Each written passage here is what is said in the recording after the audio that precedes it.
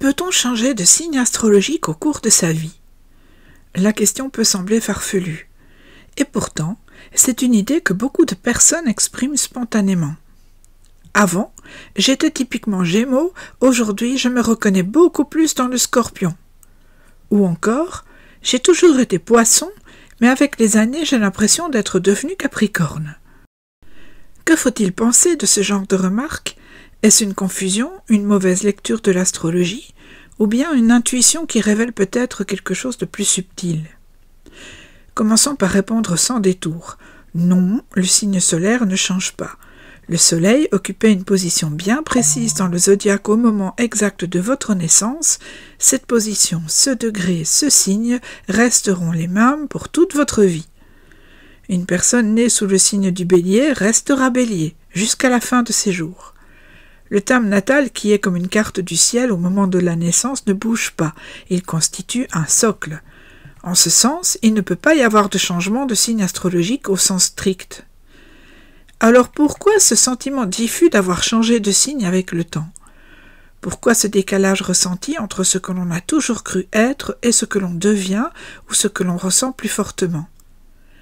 Plusieurs phénomènes astrologiques peuvent expliquer cela sans remettre en cause la stabilité du signe solaire, mais en enrichissant sa lecture. Le premier élément à prendre en compte, c'est l'ascendant. Il correspond au degré du zodiaque qui s'élevait à l'est au moment précis de votre naissance. Il donne souvent des indications sur la manière d'entrer dans la vie, sur le comportement spontané, sur l'image projetée. Or, au fil du temps, cet ascendant prend souvent plus de place. Il devient plus visible, plus évident. Il n'est pas rare que certaines personnes se sentent de plus en plus comme leur ascendant, à mesure qu'elles avancent en âge. C'est une transformation progressive, un déplacement du centre de gravité. Mais attention, cela ne suffit pas à expliquer tous les cas. Certaines personnes ont le même signe solaire et le même ascendant. Bélier ascendant Bélier, Scorpion ascendant Scorpion, etc.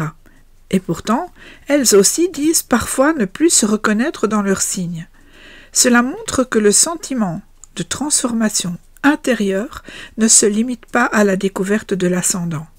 Il existe d'autres dynamiques astrologiques à l'œuvre. L'une des plus parlantes, ce sont les progressions secondaires. Il s'agit d'une technique utilisée en astrologie prévisionnelle. Elle consiste à avancer symboliquement le thème natal.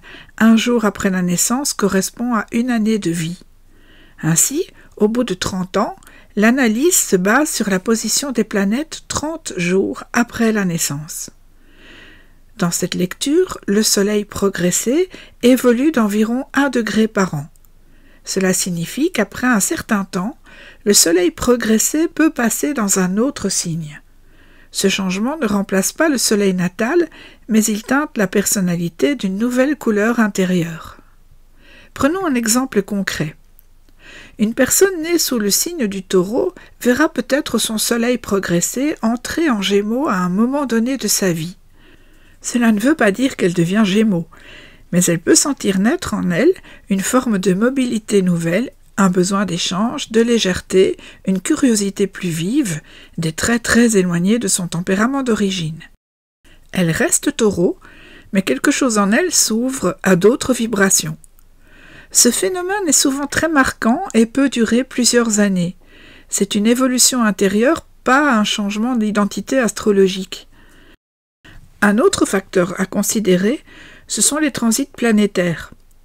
Les grandes planètes lentes, Saturne, Uranus, Neptune, Pluton, effectuent des mouvements qui peuvent activer certaines zones du thème natal. Lorsqu'une planète majeure transite le Soleil natal ou une maison sensible, des transformations profondes se produisent. Ces périodes parfois intenses, parfois inconfortables, donnent l'impression d'avoir changé, de ne plus être la même personne. Là encore, il ne s'agit pas d'un changement de signe, mais d'une révélation ou d'un réajustement. Par ailleurs, certaines planètes du thème peuvent rester longtemps silencieuses avant de s'activer vraiment. Il arrive qu'un aspect secondaire du thème prenne tout à coup de l'importance après un événement, une rencontre, un âge clé. Cette planète, restée en arrière-plan, devient tout à coup centrale. Cela peut donner le sentiment d'un basculement, d'une nouvelle orientation intérieure. Enfin, il faut dire une chose essentielle. L'astrologie n'est pas figée. Le thème natal est un point de départ, mais ce n'est pas une prison. Il offre un potentiel, un ensemble de forces à explorer, à développer, à équilibrer. Au fil du temps, certaines parties du thème deviennent plus visibles, d'autres s'effacent un peu. La personne ne trahit pas son thème, elle en révèle d'autres dimensions. Ce qui ne se manifestait pas à 20 ans peut devenir central à 50. Ce qui paraissait étranger peut devenir familier. Le thème est vivant.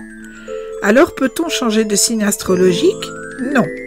Mais le lien au signe natal peut évoluer. D'autres signes, d'autres énergies peuvent se mêler à l'expérience. Certaines périodes mettent en lumière des traits que l'on n'avait jamais soupçonnés. Et c'est justement cela qui rend l'astrologie passionnante. Sa capacité à accompagner les transformations, à éclairer les étapes de la vie sans jamais s'enfermer. À bientôt pour un nouvel épisode.